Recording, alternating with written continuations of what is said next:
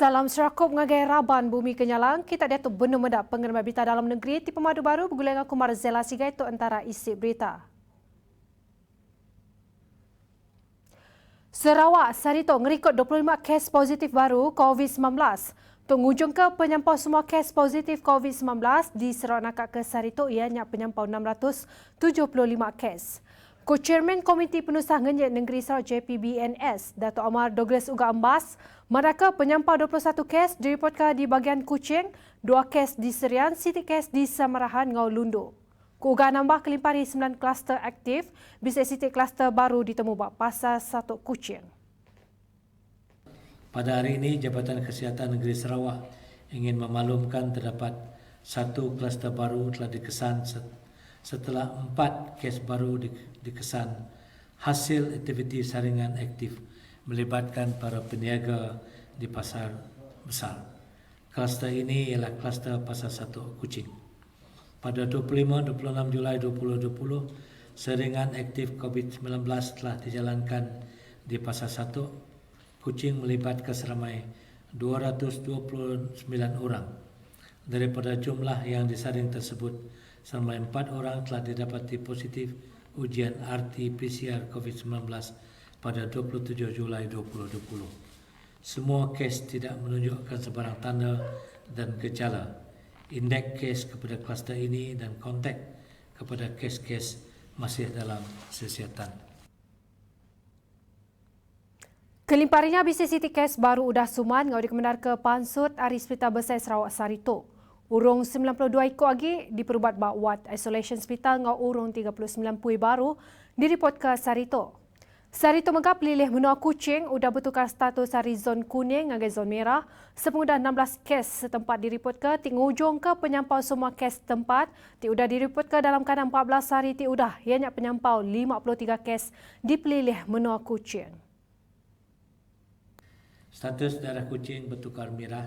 Hari ini daerah Kuching telah bertukar daripada status kuning kepada status merah setelah 16 kes tempatan terbaru dilaporkan menyediakan jumlah kes tempatan yang dilaporkan dalam tempoh 14 hari yang lepas ialah 53 kes di daerah Kuching.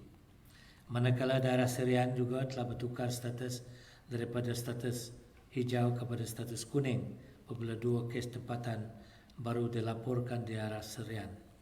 Daerah Lundu juga telah bertukar status daripada status hijau ke status kuning apabila 1 kes tempatan baru dilaporkan di daerah tersebut. Daerah Bau kekal kuning dengan 1 kes tempatan dilaporkan dalam tempoh 14 hari yang lepas. Bak pengenalan berita bukai, gabungan Parti Sarawak GPS milih beri sukong tirat ngagai pihak ti dipedak oleh numbuh ke penegap ngau nyukong agenda pemansang Sarawak. Kepala Menteri Dato' Patinggi Abang Zuhari Tun Abah Jopeng nyemetak bandah perintah besar tindak tegap oleh mek pengerugi bak semua rengat sekalika bak rengat nasional atau ke di rengat negeri. Oleh itu apabila berlaku ketidaktentuan di Putrajaya pada penghujung bulan Februari, Kerajaan GPS Sarawak memilih untuk memberi sokongan kepada pihak yang dianggap mampu untuk mewujudkan kestabilan dan menyokong agenda pembangunan Sarawak. Kerajaan pusat yang tidak stabil akan membawa kerugian di semua peringkat, baik di peringkat nasional maupun di peringkat negeri. Kuya perkara tok mandang ke pemujur lebuh perintah Perikatan Nasional PN plus oleh ngatur menua ngocakah kelebih agik maya menua benua napi pandemik COVID-19. Alhamdulillah, Kerajaan Perikatan Nasional plus telah terbukti mampu mentadbir negara dengan berkesan, khususnya dikala negara menghadapi pandemik COVID-19 sehingga Malaysia diiktiraf antara negeri atau negara yang terbaik dalam usaha mengenangi COVID-19. Antara pemerik pemaduk bersaing agai pemansut kasar dalam menua KDNK pada tahun 2019. Ianya penyampau 10% lalu hasil penatai dalam ruang bilik di Sarawak daripada agi bak baruh. Ianya penyampau 5,218 pada tahun 2019. Kepala Menteri Datuk Patinggi Abang Zuhari Tun Abah Jopeng, KDNK Sarawak dipelabaka berpenyambau RM136.05 bilion yang ngau hasil penatai per kapita manggai RM53,317 bak tahunnya. Tajak statistik memandang ke pemujur, hasil penatai ruang bilik akibat tikas baruh. Laban industri minyak ngogis Sarawak nak nyediakan peluang batang pengawal cukup ngagai anak Sarawak. Abang Zuhari Madah Sarawak mesti berhatikan tentang pengurang tok ngau lebih silik serta lebih mikro ngau berjalan ke timbal pengawal dikena nyeruri situasinya. Oleh itu, antara tumpuan ekonomi Sarawak pasca COVID-19 ialah untuk membangunkan industri petrokimia dengan hubnya di Tanjung Kidurong, Bintulu.